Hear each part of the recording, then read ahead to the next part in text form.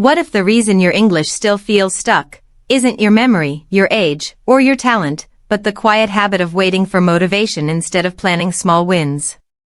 In this real-life journey living and working in the United States, I discovered why many Americans don't wait to feel happy, they schedule it. And strangely, that simple mindset shift didn't just change my confidence, it transformed my English, my relationships, and the life I almost gave up on. Wake up question. What if the real reason you feel stuck in English is not your memory, not your age, but the simple habit of waiting instead of planning your joy? That question hit me one cold morning in the United States, when I realized something quietly shocking. Many Americans don't wait to feel happy, they schedule it. And in this video, I want to share my real story of living and working in the US, how I almost gave up on English, and how one small mindset shift slowly rebuilt my confidence, my love, and even my family life. Maybe you know this feeling. You open an English video. You promise yourself, today I will practice. 5 minutes later, your brain feels tired, your motivation disappears, and suddenly your phone looks much more interesting. I have been there. Many times. When I first arrived in America, I thought the hardest part would be the language. I was wrong. The hardest part was the quiet voice inside my head whispering, maybe you are too late. Maybe you are not good enough. The weather did not help. I landed in the US during late winter. The air was dry and cold in a way my body did not understand. Back home, the air felt alive, warm, humid, familiar. But here, even breathing felt different. My skin was dry. My lips cracked. My confidence also cracked. Scientists actually have a name for part of this feeling. It's called culture shock, and research from cross-cultural psychology shows that when we enter a new environment, new climate, new sounds, new social rules, the brain uses more energy just to feel normal. In simple words, your brain gets tired faster. No wonder English felt heavier in my ears. At work, people spoke politely but quickly. Not movie English. Not classroom English. Real English. Soft, fast, connected. Sometimes I understood the words, but not the meaning. You know that strange moment, right? Your ears hear the sounds, but your brain just stares blankly like a frozen computer. One afternoon, a coworker smiled and asked, "How's your week going?" Very simple question. My brain? Completely empty. I smiled back, the international survival smile, and said, "Good, good." Inside, I felt small. That night, I sat alone in my small apartment. The heater hummed. Outside, the wind moved like a quiet warning. I opened another English lesson and closed it 3 minutes later. Here is the honest truth most people don't say on YouTube. Losing motivation is not laziness. Very often, it is emotional overload. Neuroscience research shows that when the brain feels stress or social pressure, the amygdala, the brain's alarm system, becomes more active. And when that happens, your learning center, the prefrontal cortex, works less efficiently. Translation into normal human language? When you feel nervous, lonely, or overwhelmed, your English learning power drops. No one told me this when I started. I thought I just needed more discipline. More pushing. More late nights forcing my ears to listen. But forcing never worked for long. For weeks, I lived in a strange loop: work, confusion, tired English practice, quiet self-doubt. I was physically in America, but emotionally standing outside the door, not sure how to walk in. And then something small, almost accidental, caught my attention. One Friday afternoon, my coworkers were talking about their weekend plans. Not work. Not stress. Plans for happiness. One said, Saturday morning, hiking. Another said, Sunday brunch with my family. Someone else laughed and said, I booked a spa day. Non-negotiable. Non-negotiable. That word stayed in my mind. Later that night, I wrote a simple question in my notebook, in slow English.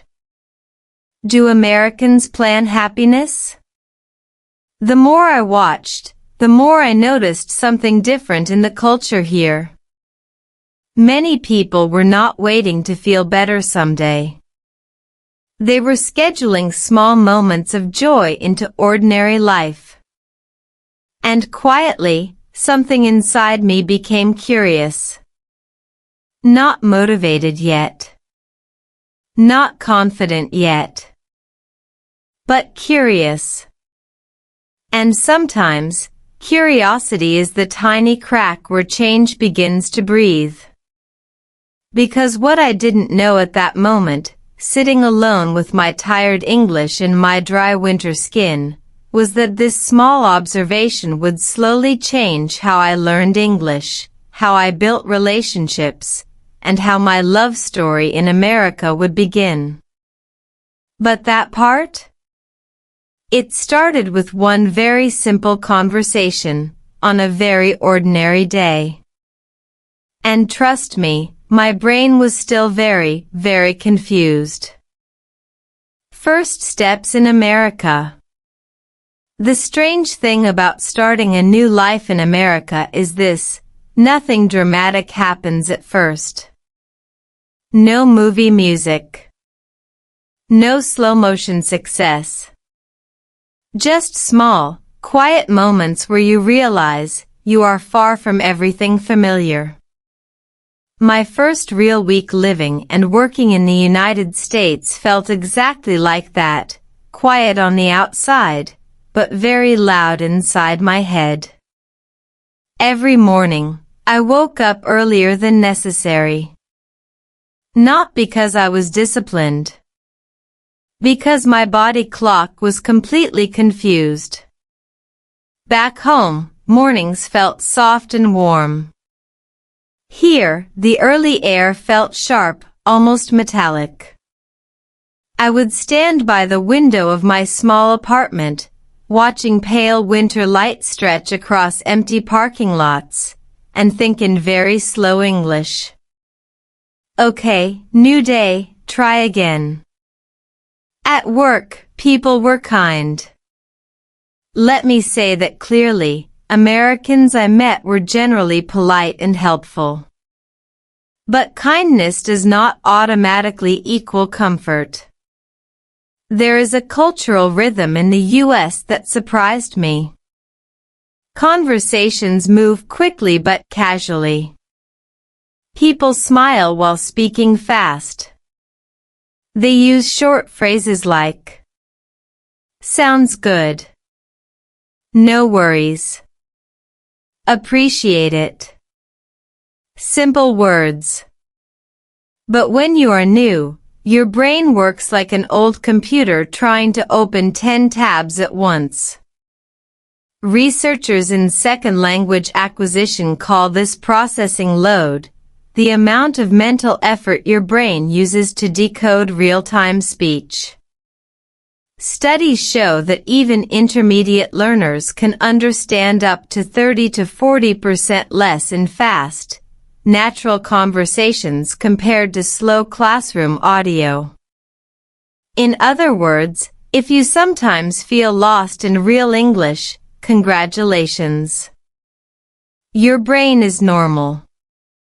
One morning at the office kitchen, I experienced this very clearly. A coworker opened the fridge, glanced at me, and said casually, "Hey, did you catch the weather this weekend? It's gonna swing." Swing? My brain immediately pictured a playground. I froze for half a second too long. He noticed my confusion and smiled, slowing down naturally. I mean, temperature change. Warmer. And in that tiny moment, something important happened. Not in my English. In my fear. Because instead of embarrassment exploding inside me, I noticed something. Most people were not judging me nearly as much as I was judging myself. Psychologists call this the spotlight effect, our tendency to believe everyone is watching our mistakes closely, when in reality, most people are busy thinking about their own lives. That realization did not fix my English overnight. But it loosened the tight knot in my chest. Still, daily life in America kept presenting small challenges that textbooks never prepared me for. The climate alone was a teacher. In some weeks, the air was dry and cold enough to make my throat feel tight, which, interestingly, can affect pronunciation comfort. Speech researchers note that hydration and air humidity actually influence vocal clarity. I did not know the science back then. I just knew my voice sounded more nervous here. Then there was the cultural habit of small talk. In many places back home, conversations often move toward meaningful topics quickly. In the U.S., small talk is like social warm-up stretching. Weather. Weekend. Coffee. Traffic. Simple, but important. At first, I underestimated it. Big mistake. Because small talk is where listening speed, reaction time, and confidence quietly grow. It is like a daily mini gym for real English. One afternoon, after a long and slightly exhausting workday, I sat in my car in the parking lot longer than usual. The sky was turning soft orange. My brain felt full, not with vocabulary, but with effort. And I remember thinking very honestly, maybe I am learning the wrong way. Not quitting, but questioning. Because forcing myself to study harder every night was not creating the calm confidence I wanted. It was creating more mental noise. That evening, instead of opening another heavy lesson, I did something different. I replayed in my mind the small conversations from the day. Slowly. Gently. Like reviewing scenes from a quiet movie. And something interesting happened. When I wasn't rushing, I understood more. Cognitive science supports this, by the way.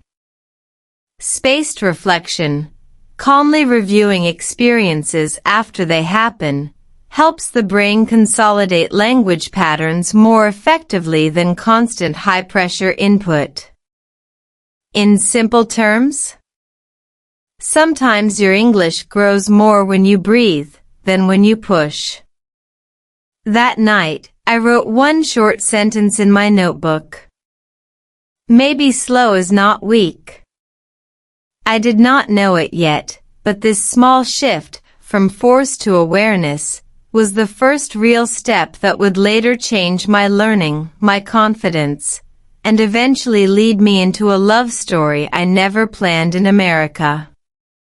But before love came into the picture, something else had to happen first. I had to face the moment when I almost gave up. And that moment was closer than I expected. When I almost quit. Here is something most people don't admit when they talk about learning English in America. The hardest moment is not the first week. It is the quiet week when nothing feels new anymore, but nothing feels easy yet. That was where I found myself. Not excited. Not completely lost. Just tired in a very specific way. If you have ever sat in front of an English video, staring at the screen while your mind slowly drifts away, you already understand this feeling. It is not dramatic failure. It is slow emotional fog. Mine arrived on an ordinary Tuesday. Work had been busy. My brain was already full from listening carefully all day. That evening, I opened an English listening lesson, determined to stay consistent. The speaker began slowly enough. I understood the first few sentences. Then my attention slipped. One missed phrase became two. Two became a small wave of confusion. And suddenly, my motivation dropped like a phone with no case. I paused the video and leaned back in my chair. A very dangerous thought appeared. Maybe this is not for me. Not loud. Not emotional. Just quiet and heavy. Psychologists who study long-term learning call this the plateau phase, the period when progress becomes less visible, even though the brain is still adapting underneath. Research shows many language learners quit during this stage because the reward feels delayed. In simple words, your brain is still building, but your feelings think nothing is happening. And feelings are very persuasive liars. Over the next few days, I noticed small warning signs in myself. I checked my phone more during English practice. I told myself, I'll study later. Later became tomorrow. Tomorrow became maybe this weekend. You know this pattern. Motivation rarely disappears in one dramatic moment. It leaks slowly, like air from a tiny hole in a tire. The lowest point came during a small team meeting at work. Nothing serious. Just a normal discussion. But the conversation moved quickly, people jumping in naturally, finishing each other's sentences. I understood pieces, maybe 60%, but not the full flow. At one point, everyone laughed. I smiled half a second late. That tiny delay felt much bigger inside my chest than it looked from the outside. On the drive home, the winter sky was already dark. Streetlights stretched in long yellow lines across the road. And for the first time since arriving in the U.S., I asked myself a very honest question. Am I just surviving here, or actually living? That question stayed with me. Because survival English and living English are very different things. Survival English is enough to order food, answer basic questions, get through the workday. Living English is different. It is when you can relax in conversations. When jokes make sense in real time. When your personality starts to come through the language. And at that moment, I was still surviving. That night, instead of opening another lesson, I did something unusual. I sat quietly and paid attention to my body. My shoulders were tight. My jaw slightly clenched. My breathing shallow. This was not just a language problem. It was nervous system fatigue. Neuroscience research shows that when cognitive load stays high for too long, especially in a second language environment, the brain begins to resist additional input. Not because it is lazy. Because it is protecting energy. In other words, my brain was not quitting English. My brain was asking for a smarter approach. But I didn't fully understand that yet. All I knew was that the old method, push harder, study longer, force more listening, was slowly draining my confidence instead of building it. So that night, I wrote another simple sentence in my notebook, in slow, careful English. There must be a calmer way. I closed the notebook, turned off the light, and honestly, I almost gave myself permission to stop trying so hard. Almost. Because the very next week, something small, almost accidental, would completely change how I saw not only English, but also how Americans quietly design their happiness. And once I saw it, I could not unsee it. Americans plan happiness. The moment that changed my perspective did not happen in a classroom. It did not come from a textbook or a grammar video. It happened in the most ordinary place possible, the office break room, next to a slightly noisy coffee machine. If you had walked in at that moment, you would have seen nothing special. Just a few coworkers talking about their weekend. But my brain, tired, observant, and quietly searching for answers, suddenly noticed a pattern. They were not just talking about free time. They were planning joy. One coworker said casually, "I blocked Saturday morning for hiking." Blocked. Another one laughed and added, "Sunday is family brunch, already on the calendar." Already on the calendar. The phrases were simple, but they hit my attention like a small bell.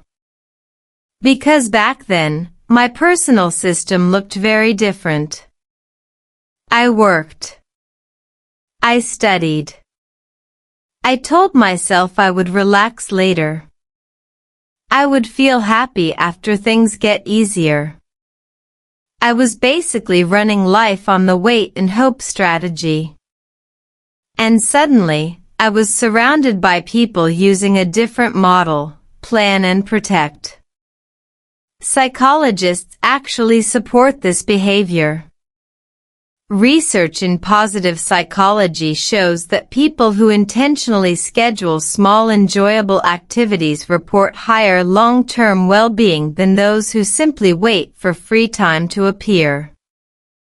In simple human language, happiness rarely shows up uninvited. It responds much better to a calendar reminder. That realization made me quietly uncomfortable. Because I began to see how my English learning followed the same pattern.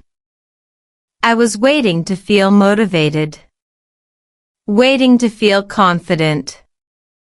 Waiting to feel ready. But what if progress worked more like their weekend plans? That question stayed in my mind all day. Later that evening, I did something very small, almost embarrassingly simple. I opened my phone calendar. Not for work. Not for meetings. For one experiment. I scheduled 20 minutes. Title: Slow English, No Pressure. That was it. No big promise. No dramatic goal. Just a small, protected space. What happened next surprised me. Because the next evening, when the calendar notification appeared, my brain reacted differently. It didn't feel like punishment. It felt expected. Prepared.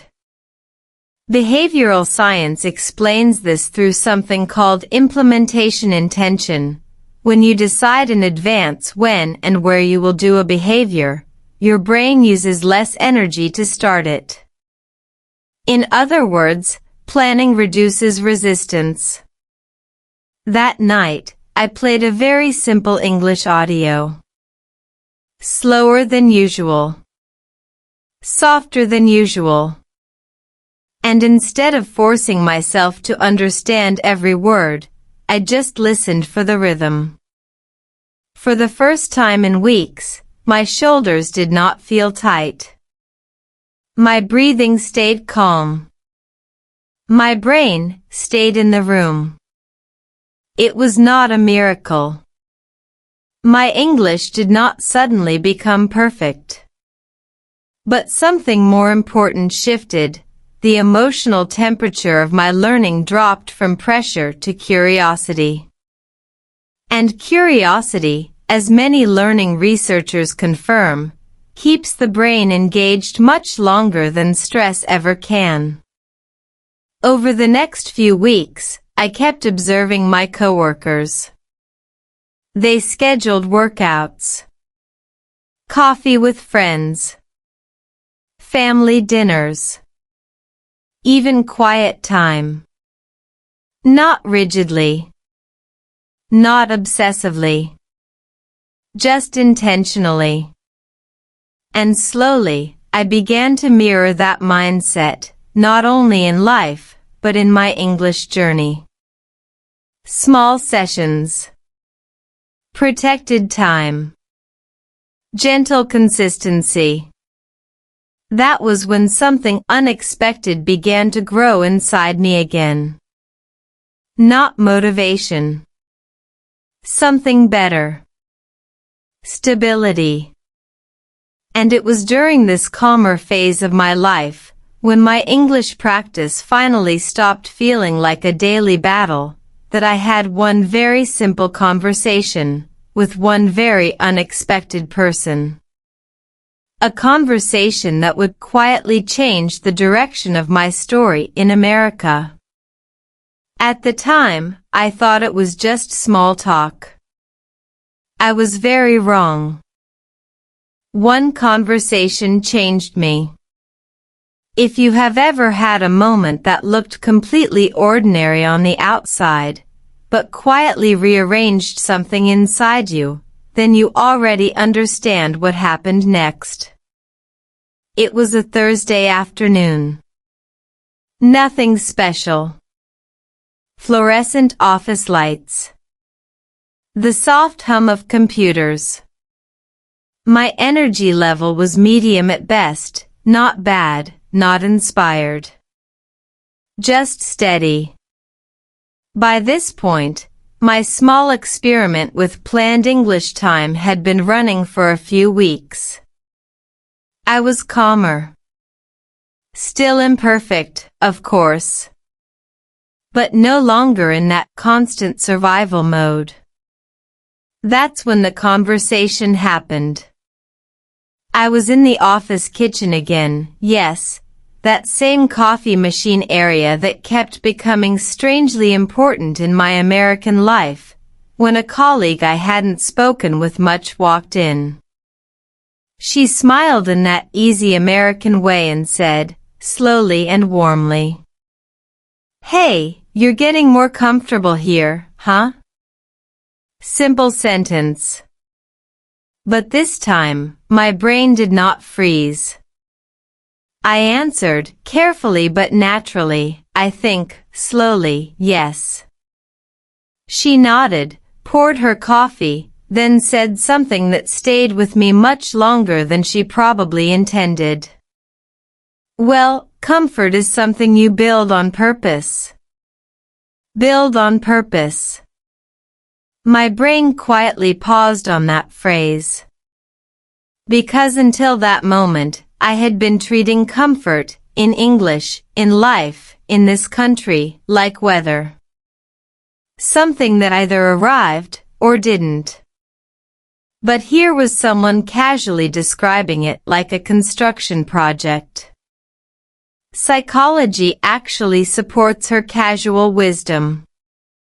Research on self-efficacy, our belief in our ability to succeed, shows that confidence grows most reliably through repeated small successes, not through waiting for big breakthroughs. In human language, confidence is built brick by brick. Standing there with my paper cup of coffee, I felt something shift again, not dramatically, but clearly. So instead of giving my usual polite smile and ending the conversation, I took a small risk. I asked, slowly, "Can I ask, how do you build it?" She didn't laugh. Didn't rush. She leaned lightly against the counter and answered in a tone so natural it almost felt like a life lesson hidden inside small talk.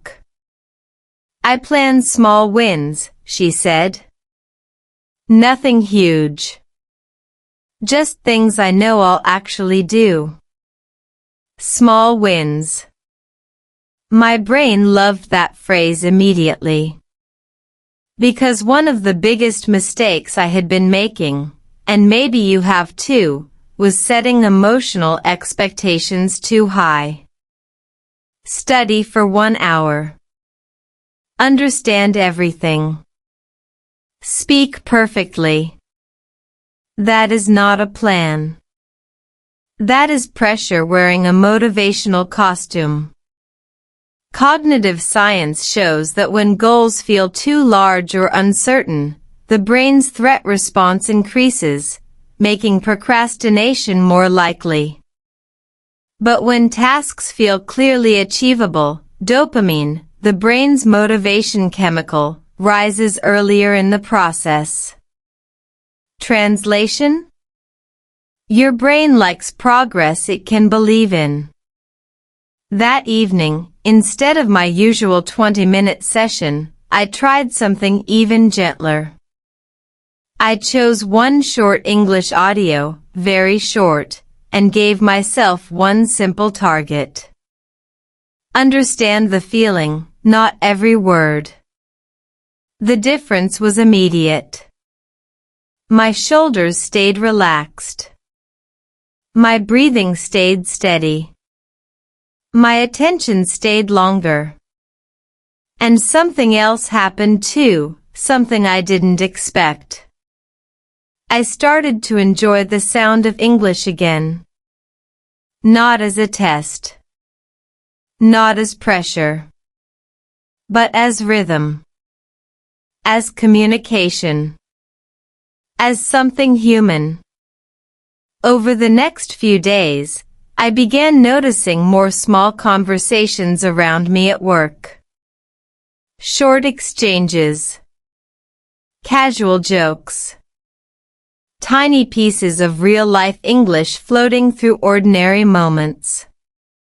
Instead of feeling intimidated, I started treating them like listening practice in the wild.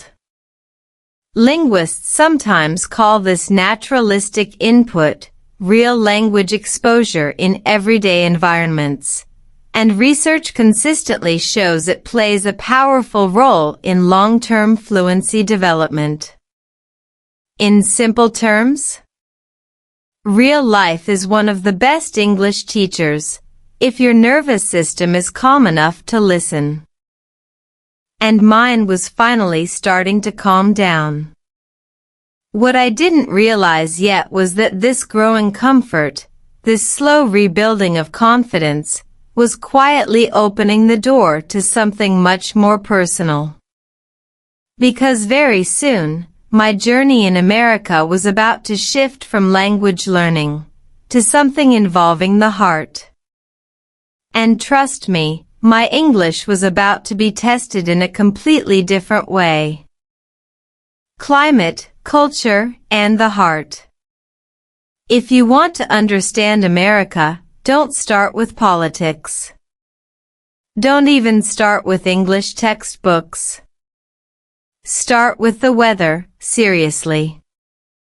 Because one of the first things that surprised me after a few months in the United States was how dramatically life changes from region to region. Not just temperature. Energy. Rhythm. Even the way people talk to each other. At first, I thought America had one style. One culture. One pace. I was very wrong. The winter where I first lived felt sharp and efficient, cold air, fast mornings, people moving with purpose. Conversations were friendly but quick. Even small talk had momentum. Later, when I traveled to a warmer southern state for work training, the shift was almost disorienting. The air was softer. People spoke a little slower. Strangers chatted longer in line at coffee shops. Same country. Different emotional climate. Cross-cultural researchers actually study this. Environmental psychology shows that regional climate and population density can subtly influence communication speed, social distance, and even tone of voice in communities. In human terms, where you live can quietly shape how people sound and how they connect. For me, this realization was strangely comforting. Because earlier in my journey, when conversations felt fast and slightly overwhelming, I had been blaming only my English level. But now I could see the bigger picture. Part of the challenge was environmental speed, not personal failure. That understanding softened something inside me. Around this time, my daily life in America had become more stable. Work felt familiar. My scheduled English practice felt manageable. I was no longer in survival mode. And that is usually when life decides to surprise you. It happened on an ordinary Saturday morning. I had planned a small joy activity, inspired by my coworkers' habits. Nothing fancy. Just a quiet visit to a local weekend market. Fresh air. Light walking. Maybe practice listening to real conversations around me. The market was lively but relaxed. Families walking slowly. Soft music playing somewhere near the food trucks. The kind of environment where your nervous system naturally exhales.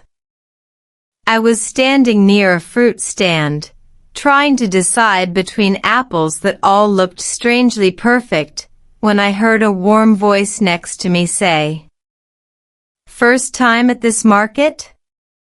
Simple question. Familiar structure. But this time, something inside me was different. I turned, smiled naturally, and answered without the usual internal panic. "Not first time, but still learning," I said, half joking. The person next to me laughed gently, not loudly, not awkwardly. Just warm. And in that small moment, I noticed something interesting in my body. No tight chest. No frozen brain. No emergency smile. Just normal conversation energy. This is actually an important stage in language adaptation.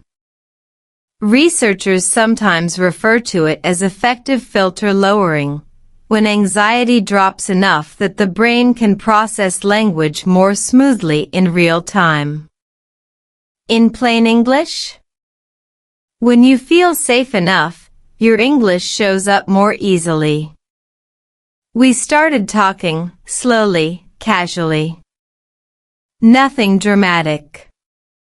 Weekend plans. Favorite foods.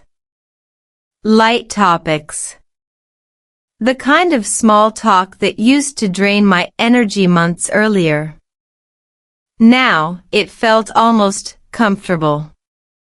Almost. Because while we talked, I noticed something else happening. Not just language progress. Something warmer. Something human. Because sometimes, when your life finally stabilizes in a new country, when your brain is no longer fighting just to keep up, your attention has space to notice people again. And this person was about to become much more important in my American story than either of us expected. At that moment, though, I still thought it was just a friendly conversation at a fruit stand. Life, as usual, was quietly preparing a plot twist. Love arrived quietly. If movies were honest, they would show more love stories starting in places like weekend markets, next to slightly overpriced apples. Because nothing about that morning felt dramatic. No slow-motion moment. No cinematic music. Just two people standing near a fruit stand, talking in careful, slightly imperfect English. And somehow, that was exactly why it worked. The conversation that day stayed light and easy. We talked about food first, always a safe topic when your brain is still warming up in a second language. "I'm still learning which apples are actually sweet," I admitted. A small smile. A soft laugh. "Rule of thumb," they said, picking one up, "the uglier ones are often better." I remember laughing, genuinely this time, not the polite survival laugh I used months earlier. Because something had changed inside me. By then, my nervous system was calmer. My English practice was steady but gentle. I was no longer trying to sound perfect. I was just trying to connect. And connection, according to communication psychology, often improves when speakers reduce performance pressure. Studies show that when language learners focus on meaning instead of accuracy, conversational flow becomes more natural and sustainable. In human terms, people don't fall in love with your grammar. They fall in love with your presence. We ended up walking slowly through the market together. Not planned. Not rushed. Just one of those natural social flows that Americans often call "we just kept talking." At one point, they asked where I was originally from. Months earlier, That question sometimes triggered stress, not because of the answer, but because of the long explanation that usually followed. But this time, I answered calmly. I moved here for work, and to rebuild some parts of my life. It was honest, but still simple. They nodded in that thoughtful American way and said something that stayed with me long after the market closed. That takes courage, you know? Courage. I hadn't used that word for myself before. Back when I first arrived in the US, I mostly felt confused. Tired. Overwhelmed. Courage was not the label I would have chosen. But hearing it from someone else, it landed differently. Psychologists who study identity development note that sometimes we begin to internalize new confidence only after it is reflected back to us socially. In other words, other people's calm recognition can help update our self-image. That morning, without realizing it, something inside me updated. We exchanged contact information casually, no dramatic pause, no overthinking. Just a natural continuation of a pleasant conversation.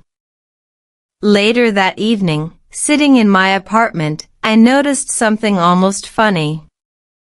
For the first time since arriving in America, I had spent over an hour speaking English, and I didn't feel mentally exhausted afterward. That was new. Very new.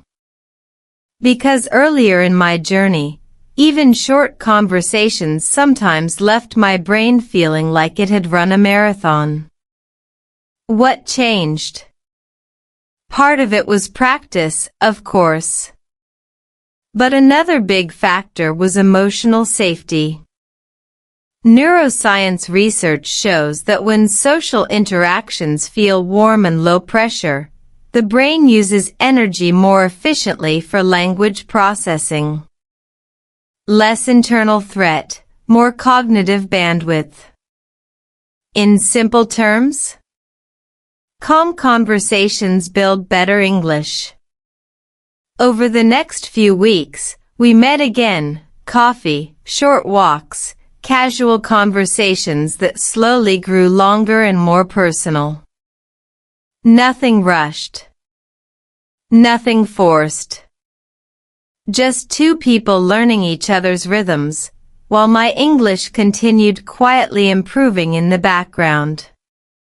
At some point, I realized something almost ironic.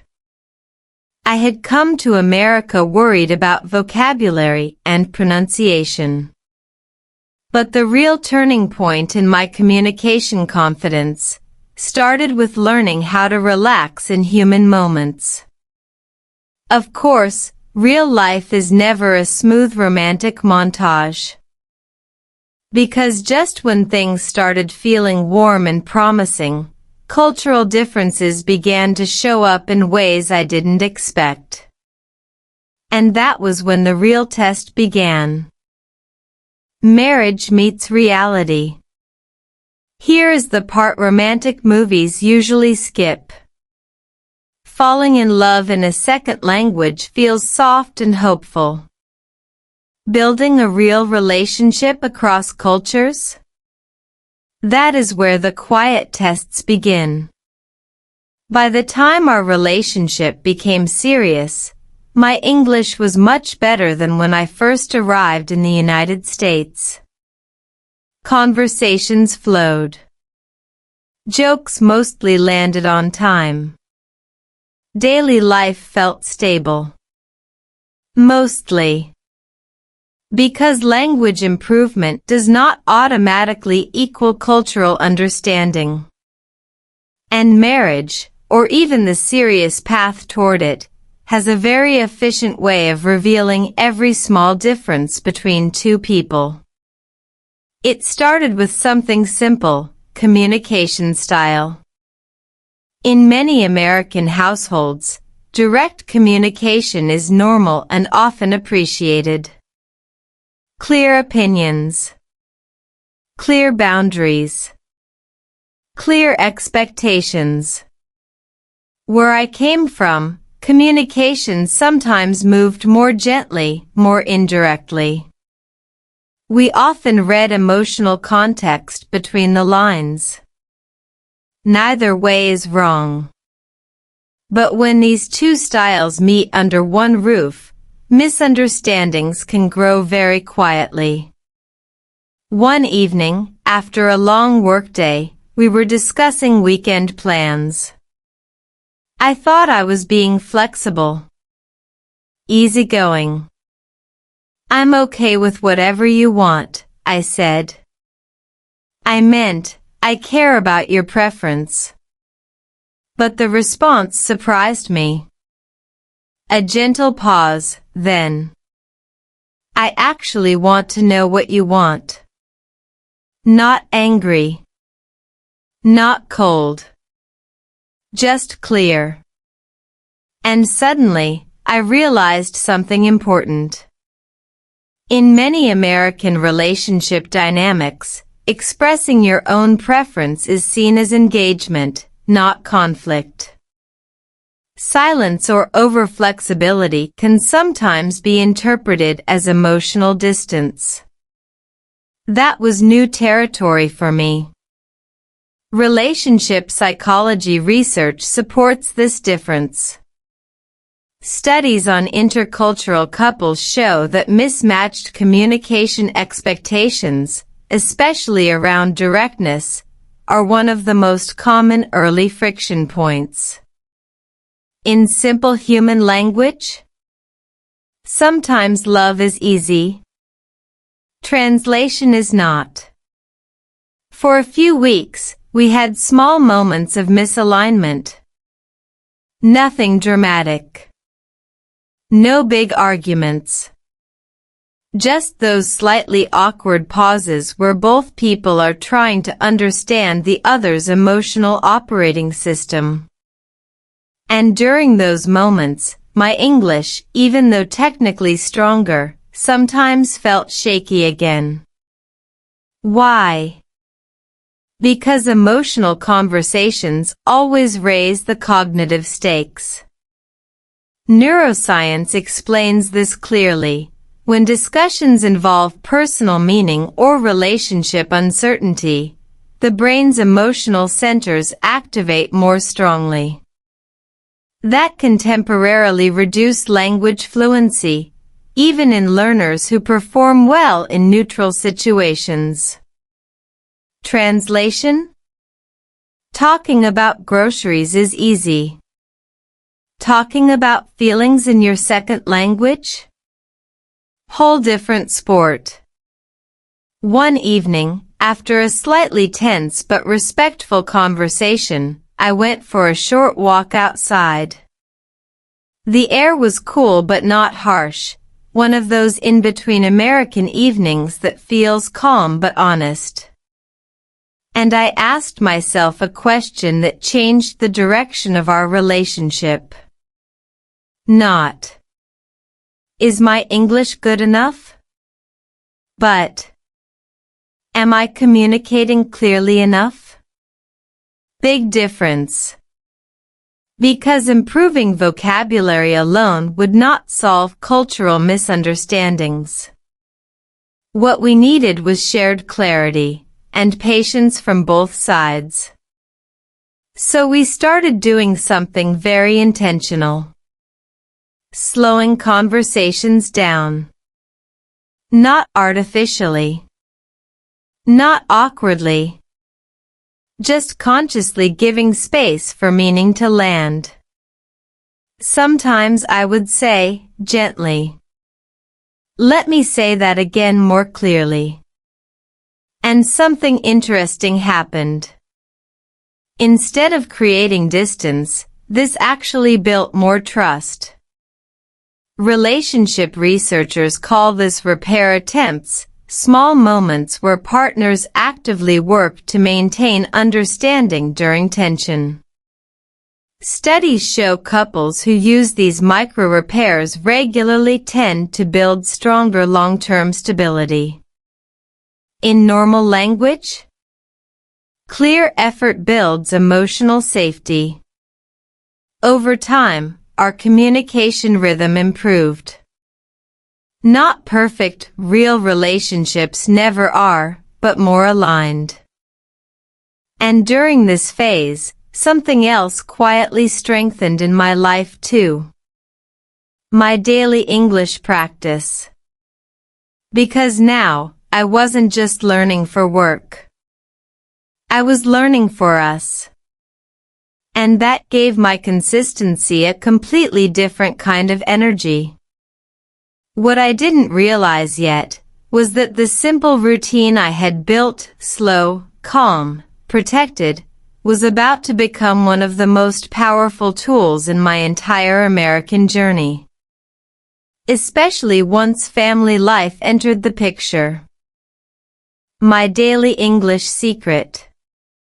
By the time our relationship grew stronger, one quiet truth had become very clear in my life. Big breakthroughs did not change my English. Small daily habits did. If you are waiting for one magical method to suddenly make English feel easy, I understand the hope. I used to look for that too. But real progress, the kind that stays, usually grows in much quieter ways. My turning point was not a new textbook. It was a new rhythm. Around this time, my days in the United States had a gentle structure. Work in the morning. Family time in the evening. And in between, protected, planned English moments that were small enough not to scare my brain. Remember what my coworker once told me? Plan small wins. I finally understood what that meant in real life. Instead of long, exhausting study sessions, I built what I now call my slow English loop, a calm daily cycle that supported listening, reading, and speaking without overwhelming my nervous system. Here is what surprised me most. When I reduced pressure, my consistency increased. Behavioral science explains this through something called friction cost. The more effort your brain expects a task to require, the more resistance you feel before starting. Lower the friction, and starting becomes easier. So I stopped trying to be impressive. I started trying to be repeatable. Most days, my listening practice was only about 20 minutes. Sometimes even less. But I followed 3 very simple principles that made a big difference over time. First, I chose audio slightly below my maximum level. Not too easy, but not mentally painful either. Language acquisition research consistently shows that comprehensible input, material you understand around 70 to 85%, helps the brain absorb patterns more efficiently than material that feels overwhelming. In normal human language, if your brain is drowning, it is not learning well. Second, I listened more than once. This was a game changer. The first listen was just for general meaning. No pressure. No pausing every second. Just letting the rhythm of real English wash over my ears. The second listen was slower and more attentive. And sometimes, not always, I added a very soft shadowing practice. I would quietly repeat short phrases after the speaker, not to sound perfect, but to train my mouth to move more naturally. Speech research supports this technique. Light shadowing helps strengthen the connection between listening and speaking systems in the brain, especially for adult learners. But the key word here is light.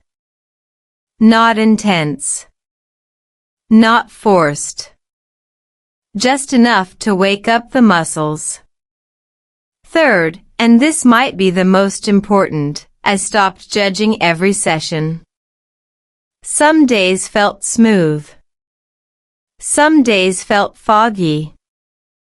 Some days my brain clearly wanted a nap instead of English. All normal. Cognitive performance naturally fluctuates based on sleep, stress, and emotional load. Expecting perfect focus every day is like expecting the weather to stay sunny forever. Instead, I measured only one thing. Did I show up today? That single question protected my momentum more than any motivation speech ever could. Over the months, something almost sneaky happened. My listening improved, quietly. My speaking became smoother, gradually. My confidence during real conversations, noticeably stronger. And the best part? It no longer felt like a daily battle. It felt like part of my life rhythm, the same way many Americans schedule and protect their small happiness moments. Looking back, I finally understood the deeper lesson I had been slowly absorbing since my early days in the US. Progress, like happiness, responds very well to gentle planning. Not pressure. Not perfection. Just calm, repeated action. Of course, life was about to become more complex and more beautiful than I expected. Because soon, our quiet two-person rhythm was about to grow into something much bigger. And trust me, nothing tests your real-life English like building a family in America. Building a home in America. There is a special moment in many immigrant stories that no one really prepares you for. It is not the visa approval. Not the first job. Not even the first confident English conversation.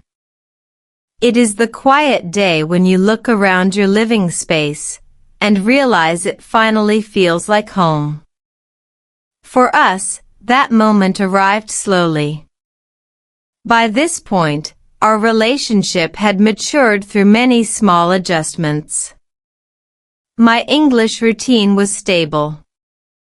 Work felt familiar. Life in the United States no longer felt like temporary survival mode.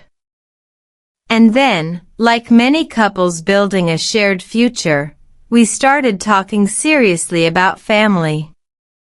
Now, here is something honest. Discussing family in your second language is a very different emotional experience than chatting about weekend plans or grocery lists.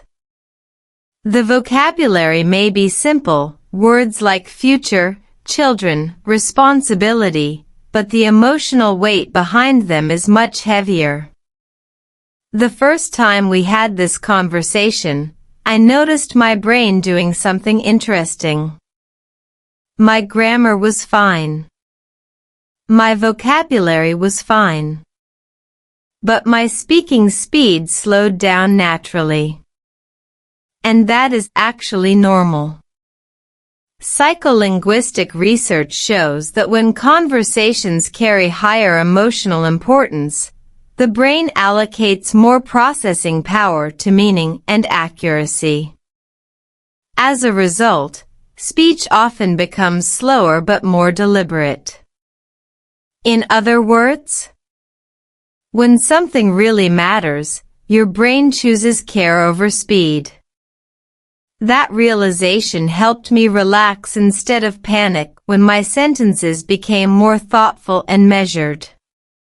Around this time, daily life in America began shifting in very practical ways.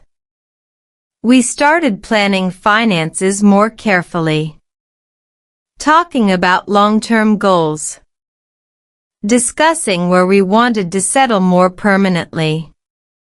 And here again, I noticed something very American that I had first observed months earlier. Intentional planning. Not rigid. Not cold. But proactive. In many conversations with friends and coworkers, I saw a similar pattern. People often approached major life steps, housing, children, career moves, with a mindset of let's prepare early. At first, this used to make me slightly anxious.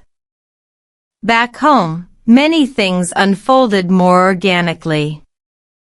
Here, planning ahead seemed almost like a cultural habit. But over time, I began to see the emotional benefit. Planning did not remove uncertainty. It reduced unnecessary stress. Family psychology research supports this.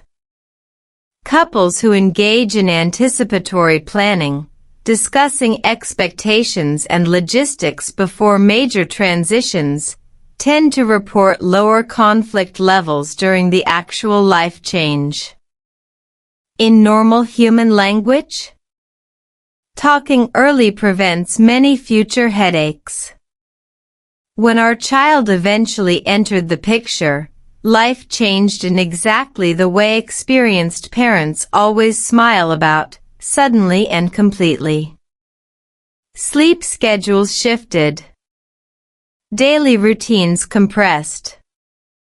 Free time became a very precious resource. And this is where my small, protected English habit proved its real strength. Because I had never built my routine around long, fragile study sessions, it survived the chaos of early family life surprisingly well. Some days, my practice window was only 10 minutes. Sometimes I listened to short English audio while doing simple household tasks. Sometimes my speaking practice was just reading a few sentences softly while the house was quiet. Nothing dramatic, but still consistent. Behavioral researchers often emphasize this principle. Habits that are small enough to survive busy seasons are the ones that last. And family life in America, warm, beautiful, sometimes exhausting, definitely counts as a busy season. What surprised me most during this period was not just language progress. It was emotional growth. Months earlier, I had been the person sitting alone in a small apartment, wondering if I would ever feel fully comfortable here. Now, I was helping build a home, a rhythm, a shared future in this country that once felt so overwhelming. And quietly, the original question that started my journey returned to my mind again, clearer than ever. Do you plan joy, or wait for it? Because the answer was no longer theoretical. I was living it. But there was one final piece of this story I still needed to share with you. Because if you are watching this, there is a very good chance you are standing exactly where I once stood, somewhere between hope and hesitation. And what you choose next matters more than you think. Plan joy or wait. Let me ask you something gently. Right now, not last year, not someday in the future, are you planning your progress, or quietly waiting for motivation to feel stronger? Because for a long time in my American journey, I was doing exactly what many good, hardworking people do. I was waiting. waiting to feel confident enough, waiting to have more time, waiting to feel less tired after work, waiting for the perfect moment to finally take English seriously. The problem is, the perfect moment is a very skilled magician. It keeps disappearing. If you look at behavioral psychology research, you'll find a consistent pattern. People who rely mainly on emotional motivation tend to start strong but struggle with long-term consistency. Meanwhile, people who build small, scheduled actions, even imperfect ones, progress more steadily over time.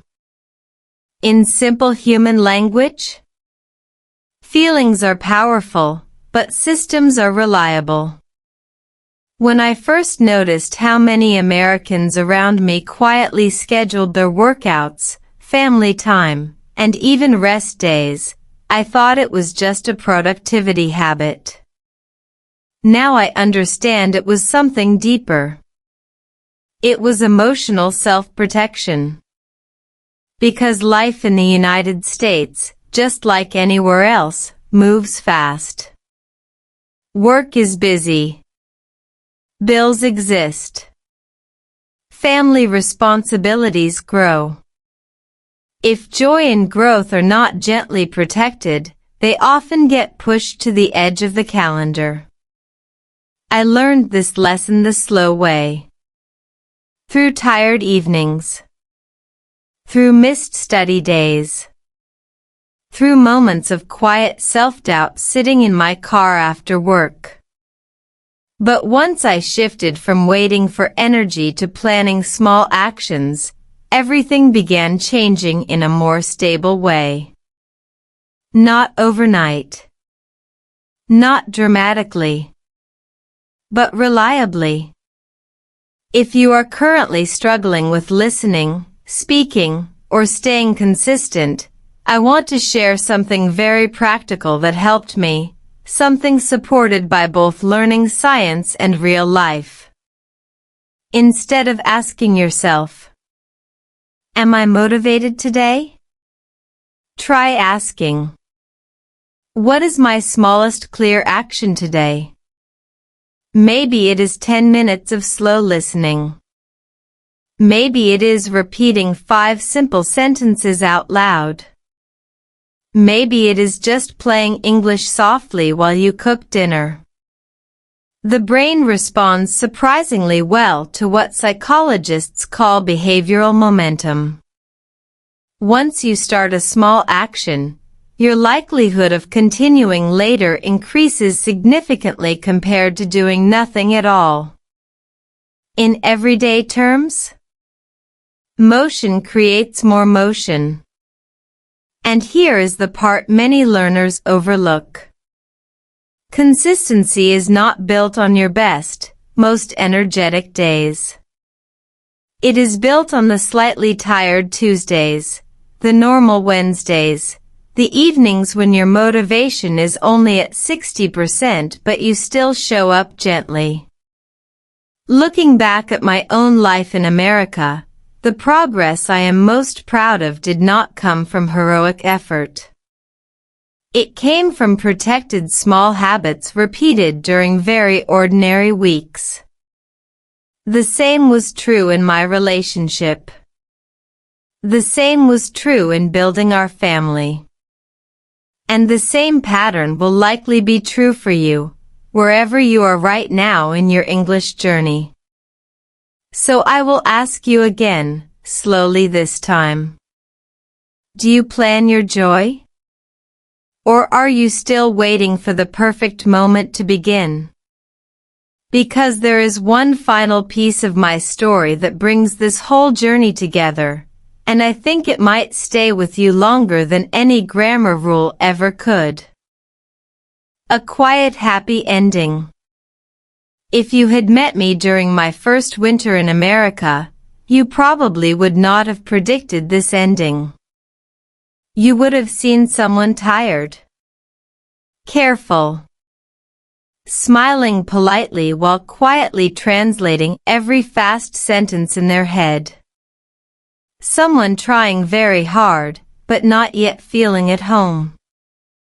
And honestly, I would not have predicted this ending either. Because real change did not arrive like a movie moment. It arrived quietly. Through small planned listening sessions. Through gentle conversations at a weekend market.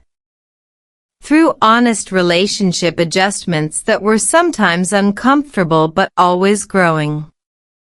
Today, when I look around our home in the United States, the soft evening light, the small everyday family noises, the calm rhythm of life we built step by step, I understand something much more clearly than I did back then.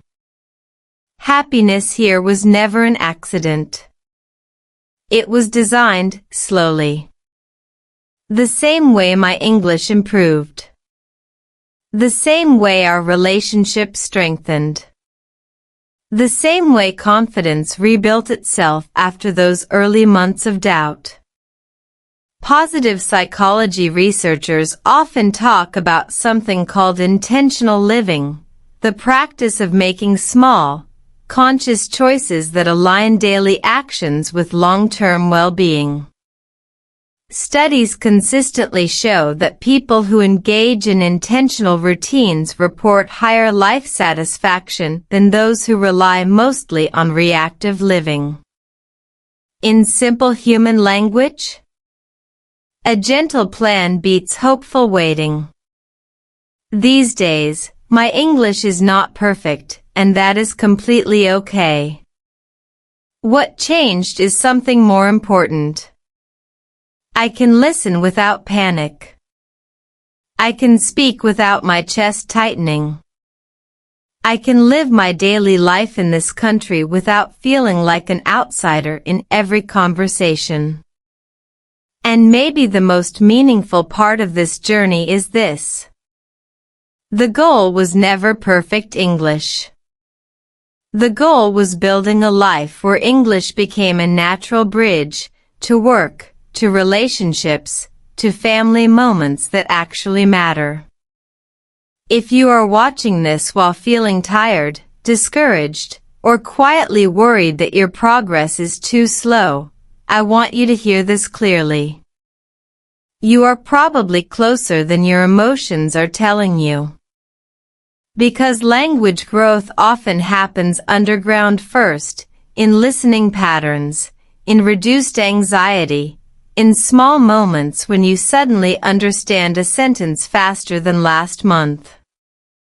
Those changes are real. They compound. They matter. So if I could sit across from you right now, maybe at that same weekend market where my story unexpectedly turned, I would tell you something very simple. Do not wait to feel ready. Plan something small. Protect it gently. Repeat it calmly. That is how both English and happiness started working for me here in America. And maybe, if you try it your own way, it can start working for you too. Because in the end, the question that changed my life was never very complicated. Do you plan your joy, or wait? Before you click away, pause for just 1 second and think about this. What if your English is not stuck? What if your confidence is not broken? What if you are simply one small, consistent plan away from a completely different life? My journey in the United States did not change because I became perfect. It changed because I stopped waiting for the right mood and started protecting small daily progress. And here's the quiet truth most learners discover too late. Fluency grows in calm moments. Confidence grows in repeated small wins. Happiness, just like English, responds to gentle planning. If this story felt a little too familiar, that's not an accident. Because this channel was built for people exactly like you, busy, sometimes tired, but still quietly determined to improve real English through real-life stories. So here's your tiny action today. Listen again. Speak one sentence out loud. Plan one small win for tomorrow. And if you want more slow, clear, real English stories that help you listen, read, and speak naturally in American life, subscribe to the channel. Like the video if it helped you feel less alone. Comment below, do you plan joy or wait? Your answer might be the first step of your next chapter. See you in the next story.